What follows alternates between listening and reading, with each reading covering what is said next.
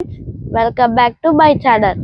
ఈరోజు వీడియో వచ్చేసి దీంట్లో దుక్కు దున్నడం, ఊడ్చడం, తర్వాత చదును చేయడం, ఆకుమడి వేయడం, కట్టలు విసరడం, ఇలా చాలా ఎన్నో చూసాం కదా.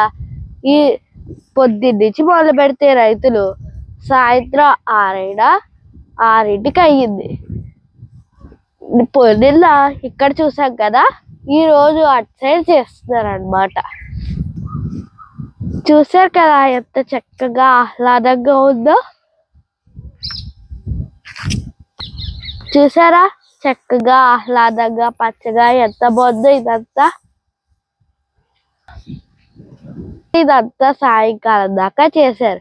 కాకపోతే మనం అన్నం పాడేస్తాం కదా, మరి వాళ్ళ కష్టం కూడా మనం పట్టించుకోవాలి కదా.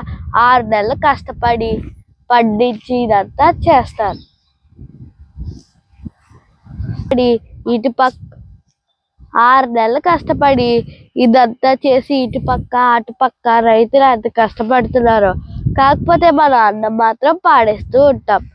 కాకపోతే మనకి అన్నం పండించడానికి ఎలకలు పడకుండా మందులు కొట్టి అన్నీ చేసి కలుపు తీతలు తీసి ఇవన్నీ 6 నెలలు కష్టపడి రైతులు దీంట్లో చాలా పోషకాహారం గురించి దాని గురించి తీసుకుని మందులు కొట్టడం, ఎలకలు అవి పడకుండా చూసుకోవడం, మనకి ఆహారం గురించి అన్ని కష్టపడి 6 నెలల దాకా అలాగా కష్టపడుతూనే ఉంటారు.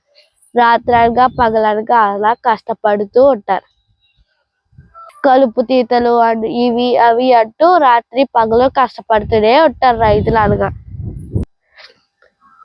ఇదంతా పండించుకుని అన్నీ చేసేటప్పటికి 6 నెలలు పడుతుంది ఫ్రెండ్స్.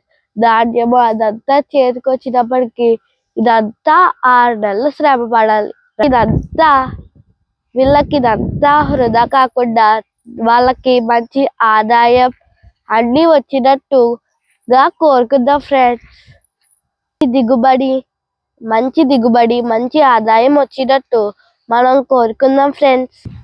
మనం ఇది అన్నాన్ని పాడేసేటప్పుడు రైతులు ఎంత కష్టపడుతున్నారో దీన్ని బట్టి మనం నేర్చుకోవాలన్నమాట. రైతే కదా అని చెప్పి చాలా మంది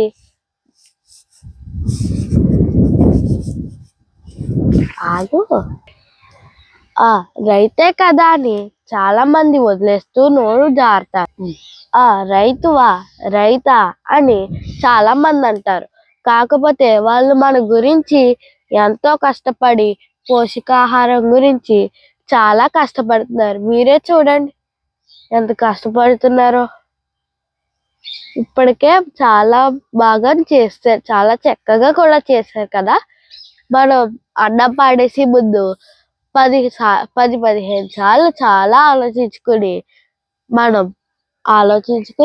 అన్నాన్ని వదిలేయాలా మానాలా మీరు చూసుకోవాలి. రైతు ఎంత కష్టపడుతున్నారో మనం అందరిలాగా రైతుకు కూడా గౌరవం ఇవ్వాలి.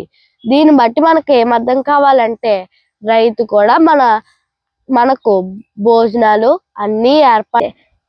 రైతు బాగుండాలని అందరం కోరుకుందాం. Bye guys. ఈ వీడియో కనుక మీకు నచ్చితే లైక్, షేర్ అండ్ సబ్స్క్రైబ్.